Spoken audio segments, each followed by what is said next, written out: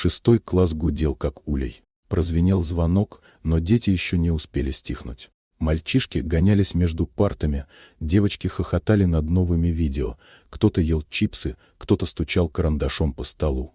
Только одна сидела тихо, Ника.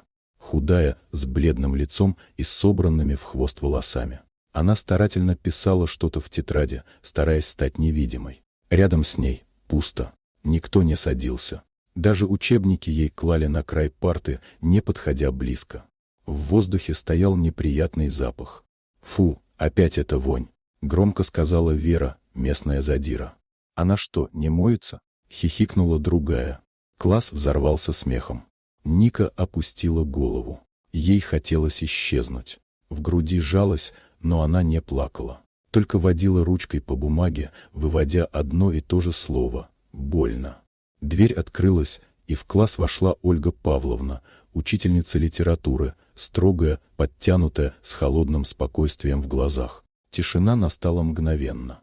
Но запах остался, и Ольга Павловна его тоже почувствовала. Она знала, с этой девочкой что-то не так. Жалобы от родителей уже были. Но Ника, аккуратная, тихая, никогда не грубит. Только всегда одна. После урока учительница попросила ее остаться. «Ника, все ли у тебя хорошо дома?» — мягко спросила она. Девочка замерла. «Да все нормально. Но ты ведь понимаешь, что дети не просто так реагируют?» Осторожно продолжила Ольга Павловна. «Я хочу помочь». Ника сжала пальцы. Губы задрожали. «Мне нельзя говорить», — прошептала она. Учительница похолодела. В этих словах не было детской строптивости, только страх. На следующий день Ольга Павловна пришла в школу раньше и все рассказала соцпедагогу Инне Викторовне. Та кивнула. «Я тоже замечала. Едем к ней домой». Через час они стояли у старого дома на окраине Каменска вместе с участковым Сергеем Николаевичем. Дверь им открыла женщина в халате с бутылкой в руке. «Опять жалобы?» — буркнула она. Но за ее спиной пахнуло таким смрадом, что все трое вздрогнули.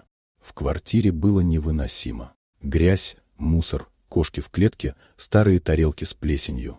Среди этого хаоса аккуратно застеленная кровать. Маленький остров чистоты. Ольга Павловна сжала кулаки. Теперь все стало ясно. Девочка жила в этой воне каждый день. Запах впитался в ее одежду, волосы, кожу. «Как вы можете держать ребенка в таком аду?» — срывающимся голосом спросила Инна Викторовна. «Да ей нормально, привыкла», — лениво ответила женщина. «Привыкла?» — повторила учительница, чувствуя, как внутри все кипит. Участковый записал данные. «Ребенка мы забираем. Сейчас же». Мать лишь пожала плечами. «Забирайте. Меньше забот». Эти слова больно ударили. Ольга Павловна отвернулась, чтобы не выругаться. Тем вечером Ника оказалась в детском приюте. Ее отправили в душ, выдали чистую одежду и горячий ужин. Она сидела за столом, не веря, что можно просто дышать, без вони, без страха. Когда вошла Ольга Павловна, девочка подняла глаза. «Это тебе», — сказала учительница и протянула книгу, чтобы не забывала, что мир бывает другим. Ника взяла книгу обеими руками. «Спасибо». «Не за что», — мягко ответила Ольга Павловна. «Просто помни, говорить можно, особенно когда страшно». В ее глазах впервые за долгое время мелькнул свет.